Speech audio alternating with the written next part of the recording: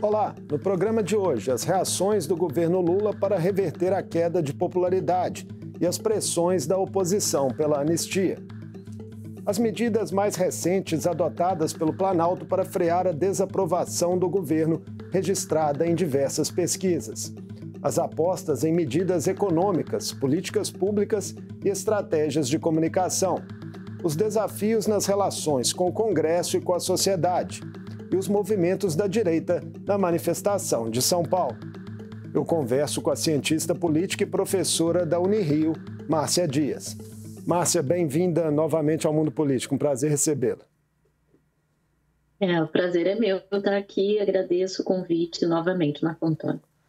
Márcia, vamos começar pela movimentação do fim de semana. Um ato convocado pelo ex-presidente Jair Bolsonaro em São Paulo reuniu aproximadamente 45 mil pessoas, segundo uma medição da USP, e 7 governadores, alguns deles potenciais candidatos à presidência da República, tendo como foco principal a defesa da anistia aos condenados pelos ataques aos poderes após as eleições de 2022. O que lhe chamou a atenção, Márcia, no tom dos discursos e no simbolismo geral dessa mobilização? Bom, a gente está enfrentando atualmente, já vem de algum tempo, o que vem mudando muito é o caráter dessa disputa que a gente vê no Brasil em torno da pauta pública, né? No pano de fundo está a democracia, mas muitas vezes só no pano de fundo. Então, em anistia, há ataques à democracia no sentido de diminuir aquilo que aconteceu, seja no próprio 8 de janeiro, seja no planejamento para um possível golpe, mesmo que ele não tenha sido levado a cabo ao fim e ao cabo, né?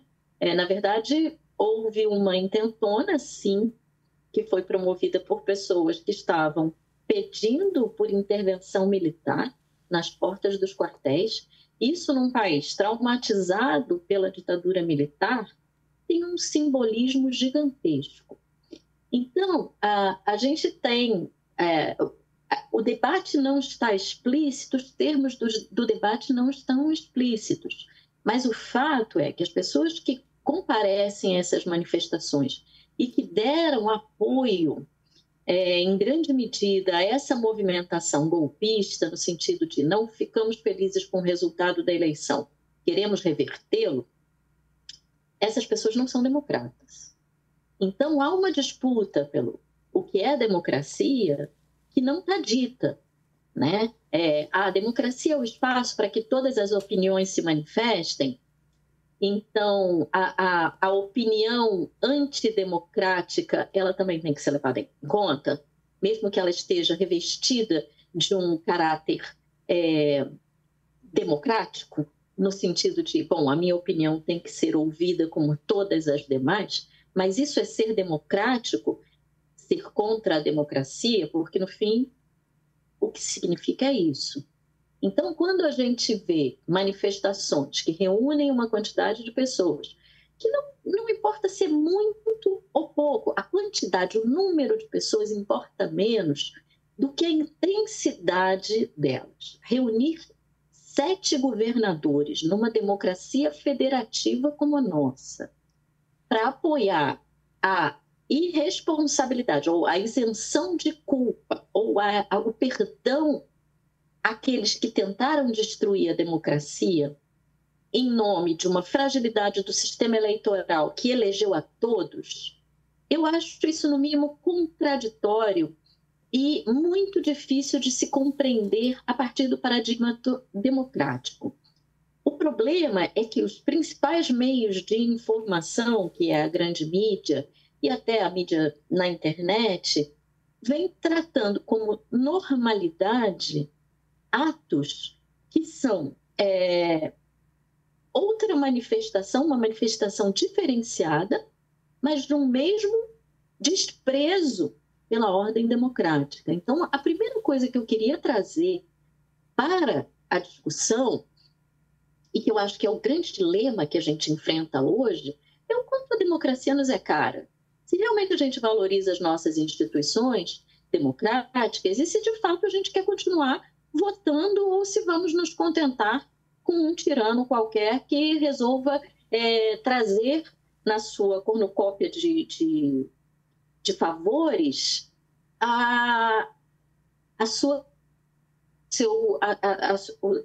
uma visão imperialista de sociedade.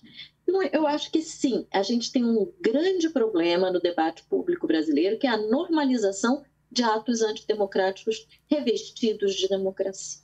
Márcia, em relação a isso, né, até o gesto dos governadores presidenciáveis de marcarem presença é lido por muitos analistas, né, como um cálculo pragmático eleitoral, mirando 2026. Há risco, a seu ver, disso também gerar para eles, eventualmente, aumento de rejeição entre parcela da população que preza pela democracia, digamos assim? Eu acredito que essas pessoas que estão, alguns até lançaram candidatura, outros vão segurar esse desejo até quando estiverem mais seguros de uma empreitada mais adiante. Mas essas pessoas estão conectando as suas imagens a um grupo, que é um grupo importante, né? Um grupo importante que dá apoio ao ex-presidente da República. O objetivo deles tá claro, é uma estratégia, é um cálculo político. É um cálculo político antidemocrático, que é aderir não necessariamente a um golpe, mas aderir a uma retórica antipopular. Porque o governo que está aí, seja bom, seja ruim, estejam as pessoas satisfeitas ou não, ele foi eleito por uma maioria do eleitorado, tal como deve ser na democracia liberal. Então, assim, a gente está diante de uma situação que, de fato, essas pessoas que estão ali, elas estão comprometendo as suas imagens com um tipo de discurso que se não é antidemocrático, ao menos ele anda à margem das regras democráticas. E há uma normalização disso. De fato, entre os eleitores regulares e aqueles que prezam pela democracia, a imagem dessas pessoas sendo projetada publicamente ao lado desse tipo de discurso que banaliza o mal que seria que as pessoas pouco pensam. O que é supressão da democracia? O que é ingressar num regime ditatorial? Quais são as consequências disso para a nossa liberdade? As pessoas, por não terem visto o resultado na prática, ou já terem esquecido que passamos por mais de 20 anos na democracia recente, no Brasil recente, elas estão banalizando este mal. Mas eu acho que a campanha eleitoral ela vai fazer o trabalho de colocar os termos da conversa de novo em pauta. Então, eu acho que sim, eles agregam, especialmente entre aqueles que são contrários à tese da anistia, eles angariam um desconforto muito grande ou uma rejeição que vai aparecer na campanha. Mas o cálculo deles é racional. Eles estão buscando adquirir ou atrair para si um público que é numericamente importante, mas, sobretudo, é intenso. Agora, numericamente, as pesquisas, Márcia, irá angariar muitos benefícios, mas a pergunta será suficiente para ganhar a eleição? Numericamente, inclusive, as pesquisas têm demonstrado que a maioria dos eleitores, quando questionados, se mostra contrário à anistia. Já temos esse dado também em pesquisas recentes. Agora, no Congresso Nacional, Márcia, onde poderia haver uma eventual aprovação dessa anistia, os presidentes da Câmara, Hugo Mota, e do Senado, Davi Alcolumbre, ainda não se comprometem claramente a colocar em votação. O PL, partido do ex-presidente Bolsonaro, articula uma força-tarefa de coleta de assinaturas de apoio a um requerimento de urgência. Quais elementos, a seu ver, podem ditar o destino dessa pauta nos próximos meses? O que acontece? A gente está na segunda metade do governo, né? Nos 2 últimos anos. Nesses anos, é muito importante estar ocupando cargos de comando, no caso da Câmara Municipal, da Câmara Federal e do Senado. Essas pessoas, elas vão angariar uma série de recursos que serão importantíssimos, não só para a sua eleição, como a eleição de membros do seu partido, como fortalecimento das suas bases. Então, evidentemente, esses atores políticos que são extremamente relevantes no acolhimento a um possível projeto de lei em prol da anistia, eles estão pensando, sobretudo, no futuro político deles. Então, há, sim, novamente, uma divisão muito grande entre atrair para si aqueles que podem trazer votos que são relevantes, e aí a oposição é importante, porque são votos ociosos, né, que ainda não se definiram, porque não há ainda uma candidatura para herdar esses votos, na medida em que Bolsonaro permaneça sendo inelegível. Para quem vão esses votos? Quem são esses grupos? E aí vai ser importante, porque, embora eles não se candidatem a presidente, como o Hugo Mota, como o Alcolumbre, eles vão precisar dessa aliança para fortalecer as suas bases em 26. E a tendência é o seguinte, numa solução mais pragmática, vamos investir em resultados que devem ser compartilhados com o governo, por um lado, mas cujo o fato deles estarem na liderança vai dividir com eles o prêmio pelos bons resultados. Então, evidentemente, quem está na liderança do Congresso Nacional não tem interesse num fracasso absoluto de governo nos seus resultados, porque ele quer que esses resultados se voltem para si. Então, e se vê que o governo está tentando negociar agora com uma parte mais do centrão, que não está interessada necessariamente na causa da anistia e que está começando a perceber essa causa como sendo prejudicial às suas ambições políticas, né? Porque o fato de ser de centrão não significa que apoia a causa da anistia. São muito pragmáticos, isso pode começar, né? Parece já estar começando a incomodar. São muito pragmáticos, tradicionalmente, né? O centrão.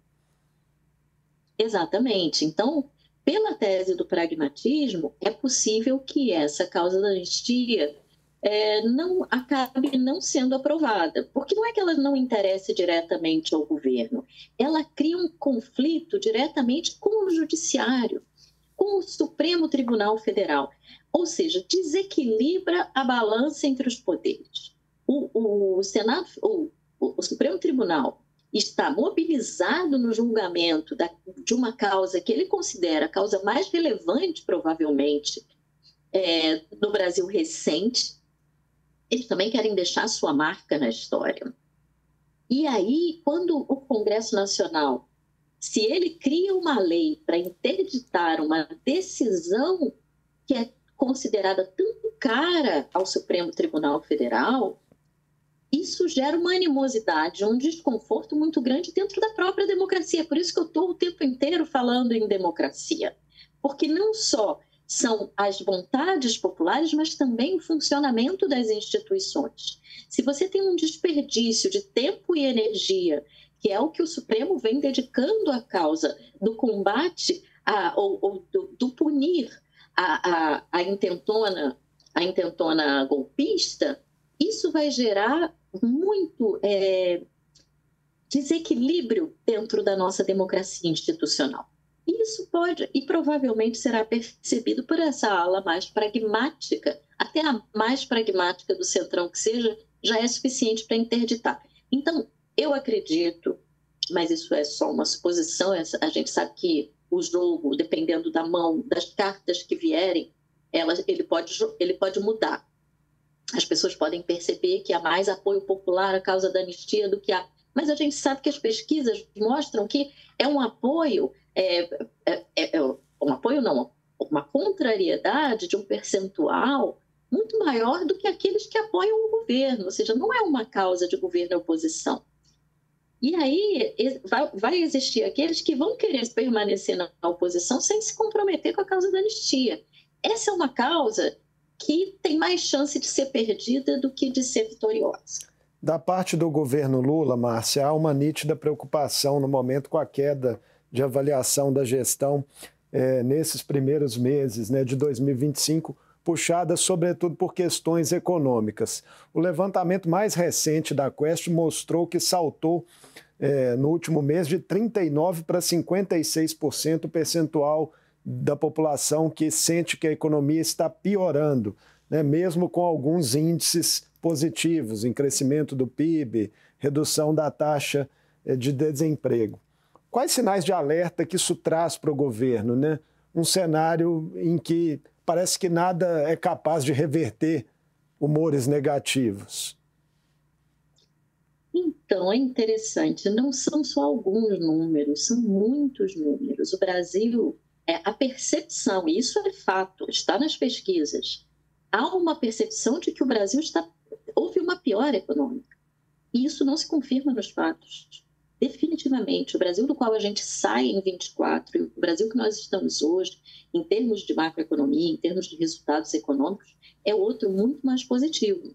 Mas o que eu, cidadão comum, percebo? Isso é razoável? Isso é bastante razoável. Eu percebo a alta nos alimentos, a alta no preço do mercado.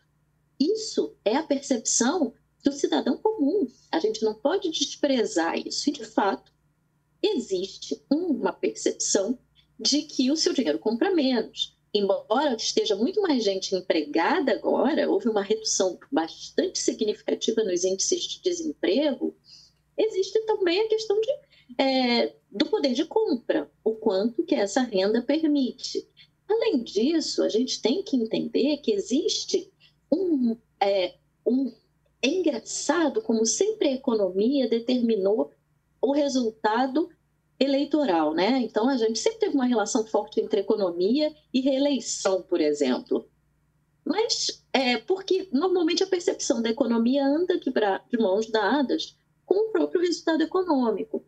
Agora, a gente tem alguma sensação, porque a pauta política está dividida entre a cobertura da economia e a própria questão política ideológica, ou seja, essa discussão em torno do ex-presidente e a possibilidade dele ser preso e a intentona golpista, ou seja, existem muitos ruídos na opinião pública, fora as questões internacionais que podem agravar ainda mais a situação interna brasileira, como o caso das tarifas que os Estados Unidos estão impondo aos outros países do mundo agora. Isso realmente gera uma animosidade por parte e a percepção de que o mercado, de que a compra da sobrevivência, né, a cesta básica, ela aumentou. O consumo está muito maior. Muito não, mas significativo, perceptivelmente maior. E uma cobertura que acaba dando sinais trocados para o próprio desempenho da economia, em termos de notícias. Hoje em dia, a grande mídia não responde mais sozinha pela cobertura jornalística como antes era. Hoje em dia, a gente tem as redes sociais, a internet, fazendo esse trabalho de uma forma, muitas vezes, independente da grande mídia e criando também percepções no eleitorado sobre a questão econômica. Então, talvez a gente esteja vivenciando novas formas de lidar com o problema econômico, mas a gente não pode esquecer, e eu vou terminar aqui essa fala só chamando atenção para esse ponto. Embora haja uma percepção negativa com relação ao governo, ao desempenho do governo na economia, quando as pessoas são perguntadas sobre as opções eleitorais, a priori agora, né, antecipando isso, 26 para agora, a reeleição do atual presidente, ela continua fortalecida, ela continua, ou seja, as pessoas não estão satisfeitas com a economia, mas ainda estão preferindo este resultado a qualquer outro. Então, a gente tem que olhar esses dados em conjunto, porque isso tem a ver com uma variedade de variáveis que estão entrando na percepção do público, que estão descolando o desempenho da economia da própria ação governamental em alguns casos. E aí a gente precisa entender melhor o que está acontecendo. Como é que você está vendo as tentativas do governo de responder a essa conjuntura, né, principalmente agora no campo da comunicação? A gente viu o presidente Lula dando mais entrevistas recentemente do que vinha fazendo, lançaram aí uma ampla campanha de marketing com o slogan Brasil dando a volta por cima, tem uma aposta também, né, numa reforma de renda que seria projetada, né, os efeitos só em 2026, mas em um ano estratégico, que é o ano eleitoral. Tudo isso pode surtir efeito? São mecanismos de sobrevivência. Você vê, na parte da comunicação, houve uma tentativa de profissionalização desse processo. Embora o Partido dos Trabalhadores, que é quem está no governo, tenha trate com muito cuidado a questão da comunicação e tente colocá-la dentro do plano político, percebeu-se uma necessidade de uma profissionalização para que essa linguagem lide melhor com as transformações da opinião pública a partir dos meios de internet. Então, a gente realmente tem aí algumas tentativas que certamente irão surtir efeitos e que vão fortalecer a posição pró-governo. Mas aí a gente ainda tem muito a ver com relação às reações que virão, como que isso, de fato, se vai surtir efeito e como que o governo pode se apropriar disso, porque, por exemplo, já existe todo um debate em torno de se as políticas sociais do governo, e que de fato são do governo, foram feitas ainda, né? O primeiro Bolsa Família veio ainda no primeiro governo Lula, depois ele se consolida no segundo e se mantém no terceiro com Dilma e já entrando no quarto, quando a situação política começa a complicar, mas as pessoas já percebem o Bolsa Família como um programa de Estado e não mais como um programa de governo. E aí dizendo, bom, independente de quem estiver lá, o próprio Bolsonaro não conseguiu acabar com o Bolsa Família, fragilizou, mas não acabou. Então, existe isso que está dentro da própria retórica do Partido dos Trabalhadores de buscar dizer assim, olha, os atos do governo, eles são frutos da democracia, então são os atos do povo também. E aí ninguém vai conseguir tirar. E se ninguém vai conseguir tirar, a gente pode, em alguma medida, buscar flexibilizar os nossos valores, dizer assim, bom, a gente vai continuar com esses programas sociais que nos beneficiam e escolher mais livremente uma alternativa governamental que, por exemplo, leve em consideração valores dentro do plano dos costumes, por exemplo, fortalecendo aí o que a gente viu acontecer nos últimos anos, que foi a ascensão e queda da extrema-direita. Isso seria um cenário, né, aí de prognóstico, quem sabe, ruim para o governo, né, caso isso aconteça. Agora, Márcia, se Lula, né, que está aí em idade avançada, eventualmente decidir não se candidatar a um novo mandato, você acredita que as chances de emplacar um sucessor diminuiriam muito? Olha, em primeiro lugar, eu acho que é muito difícil que o Lula não saia candidato, a não ser que ele adoeça realmente. O Lula tem a ideia do Trump, e você percebe que no Trump não há nenhuma fragilidade, ele impõe uma força maior, mas isso tem muito a ver com o estilo do governo. O Trump tem um estilo autoritário, embora esteja vivendo numa democracia e fazendo o papel de presidente da República, ele tem um estilo autoritário. Ele diz com bastante ênfase que os Estados Unidos é o país mais importante do mundo e que ele quer continuar ditando as regras. e as pessoas vêm normalizando esse discurso.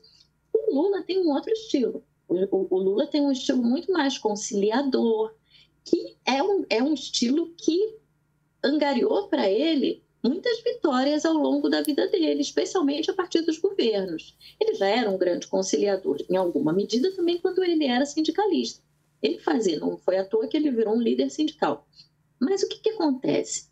É muito provável que ele se candidate para um último mandato. E aí sim eu acredito que ele provavelmente encerre a sua carreira política. Mas eu não vejo. Mas vamos dizer que a sua saúde se fragilize, aconteça alguma coisa, ele não sai candidato em 26, que eu vejo assim como a única possibilidade dele realmente não sair candidato em 26. Existem nomes, e aí a direita já vive um problema da falta de um candidato, tem vários, ela se fragmentou em várias possibilidades no desaparecimento do Jair Bolsonaro como possibilidade de candidatura. E a esquerda também provavelmente teria dificuldade de encontrar esse nome, embora a gente tenha um nome natural aí colocado, que é o nome do ministro Fernando Haddad. Então, há que se ver se, mesmo ele já tendo sido candidato em 18, ter perdido para Bolsonaro, mas ele viria agora com um outro currículo, com um outro conjunto de resultados, mas para isso também os resultados econômicos eles têm que ser difundidos de modo a que a população perceba os benefícios angariados e não apenas o mal-estar do preço do mercado, né? Então, tudo isso é um trabalho que o governo vai ter que fazer, mesclando a comunicação e a estratégia política, para conseguir constituir. Então, muito provavelmente, quem viria candidato seria o Fernando Haddad, e aí teriam outras tarefas a serem cumpridas, que é o convencimento de que esse candidato é o herdeiro da política do governo Lula. Lula já conseguiu fazer isso uma vez com Dilma, né? Ele talvez não tenha conseguido fazer com Haddad, porque ele estava preso na época, mas há uma possibilidade de se Lula, por algum motivo alheio à sua vontade, não puder ser candidato, aí eu digo, candidatura provável, muito mais provável, seria de Fernando Haddad, com esses desafios a serem enfrentados. Se Lula tiver com possibilidade de levar essa candidatura adiante, muito mais chance Fernando Haddad tem, porque ele se coloca como uma marca de aquele que vai continuar o meu governo. A gente tem que lembrar que Dilma era completamente desconhecida da população quando Lula consegue transmitir para ela a potência do seu governo. Então, não vejo que ele teria dificuldade de fazer isso com Haddad, mas não vejo isso acontecer. Agora, para depois de 26, aí tem mais 4 anos de governo que a gente ainda tem que conhecer. Pois é, muita coisa para acontecer até lá, né? Até a própria eleição de 2026. Obrigado por mais essa conversa conosco no Mundo Político, Márcia. Obrigada a você, Marco Antônio. Um abraço. Eu conversei com Márcia Dias, cientista política e professora da Unirio. Falamos sobre as repercussões do ato de rua da direita brasileira do fim de semana em prol da anistia aos condenados pelos ataques aos poderes de janeiro de 2023 e das medidas recém-adotadas pelo governo Lula para tentar frear a queda de avaliação da gestão apontada em pesquisas. O Mundo Político fica por aqui. Obrigado por nos acompanhar e até o próximo programa.